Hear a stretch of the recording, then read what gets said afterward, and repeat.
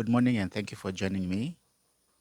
In this video, I want to talk about the power of social media in Papua New Guinea and perhaps within the Pacific. It is now no secret, it is very now widely accepted that social media is a very powerful tool.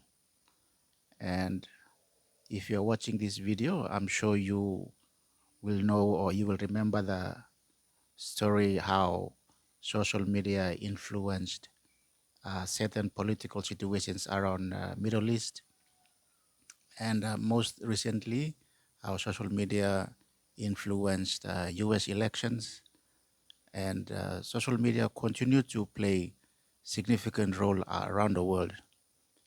And most recently, um, social media was the buzz story, especially Facebook. How when during a certain court case that is currently happening in PNG, access to Facebook was shut down from the public.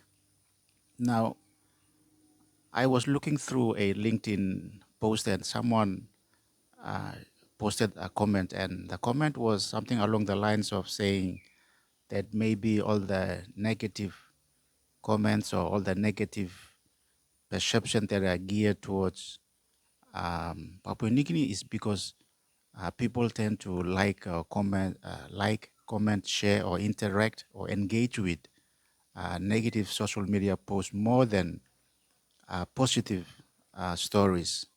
And it is true. That's very true. And this is not new. This is not a new phenomenon that people like negative stories. We all know that news sells negative stories.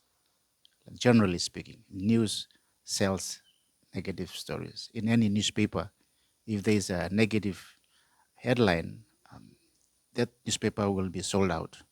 Or if there is a negative headline on an online news outlet, there'll be a lot of views, millions and millions of views because of that negative heading or negative title or something of that nature. Um, so the question that person posed was, if that is happening, then why are people not engaging with positive stories? Well, they are engagement with positive stories, but it's not as frequent, or it's not as um, if I use the word viral, that that tend to go viral. Those negative stories tend to go viral more than the positive stories. So as I was reflecting on those posts, and because I have a YouTube video, um, you know, I it is important for me to think about these things and sometimes how I frame my YouTube video. So if you're a social media person out there, you produce content either for your YouTube, for your Facebook.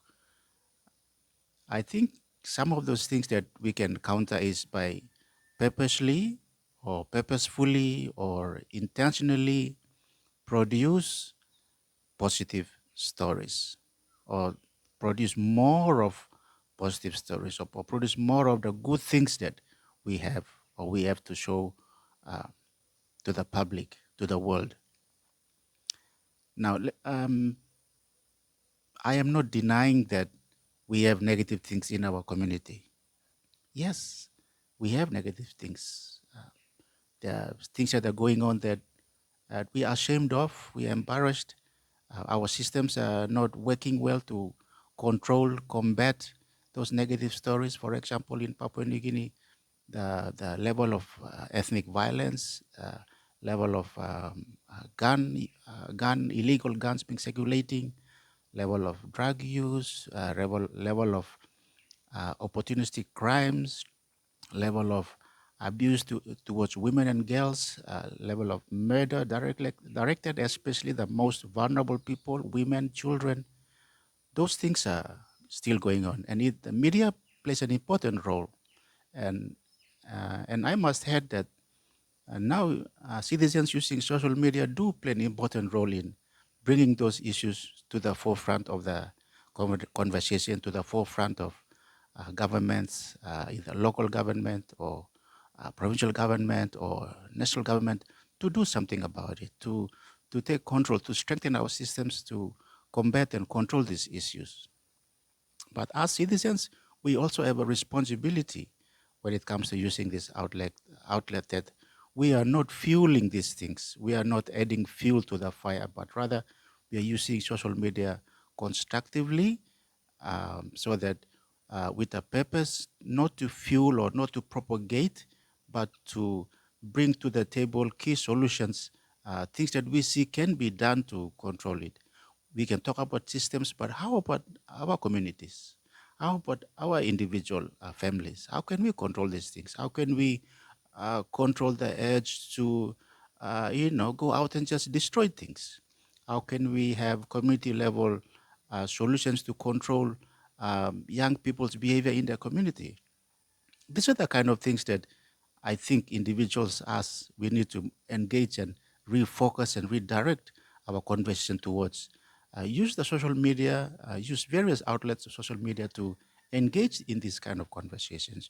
I'm not saying do not point a finger towards government. No, they have a responsibility, but we too also have a responsibility. So it's a responsibility falls on everybody. Of the level of responsibility differs, but we as individuals, we as communities, families, we too have a responsibility to organize ourselves to combat these things where we are, where we live, and come to a point where we need the government, and then of course we step out and say, look, we are already doing these things.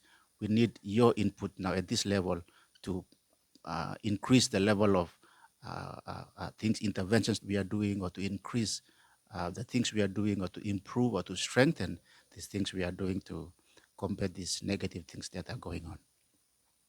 So I just wanted to put these things out there. I because I have a YouTube video and people follow my videos, I felt I needed to share these things because um, if you use Facebook to put videos, if you use YouTube to put videos, do think about the consequences of the messages that you are putting out there. Are you fueling? Are you propagating? Or are you bringing a solution to the table? So, thank you for watching. Uh, do uh, uh, do make a comment. I'd love to hear comments from everyone who is watching this video and talk about these things. The more we talk about these things, we will improve. So, thank you so much.